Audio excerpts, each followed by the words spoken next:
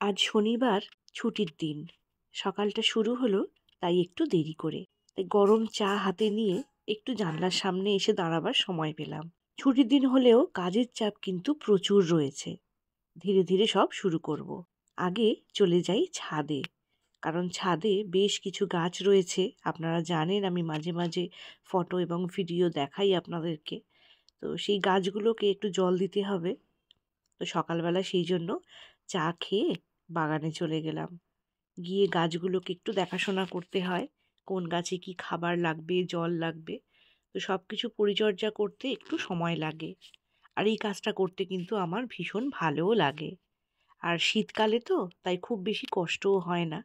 গরমকালে যতটা কষ্ট হয় এই রোদের মধ্যে, তো শীতকালে মোটামুটি ভালোই লাগে। সকালের হালকা রোদটা গায়ে লাগে আর গাছগুলোকেও দেখতে ভালো লাগে। চটপট চলে এসে একটা ছোট্ট করে ব্রেকফাস্ট তৈরি করে নিলাম। আজ বানিয়েছিলাম রাজমা স্যালাড। রাজমা আর আলু সেদ্ধ করে নিয়েছি, তার মধ্যে শসা, গাজর, পেঁয়াজ কুচো করে নিয়েছি, নুন, একটু জিরে গুঁড়ো আর গোলমরিচ গুঁড়ো দিয়েছি।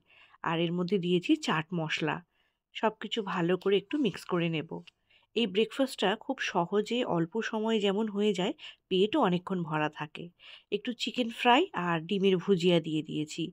দিয়ে সব কিছু মিশিয়ে নিয়ে ধনেপাতা দিয়ে দেব।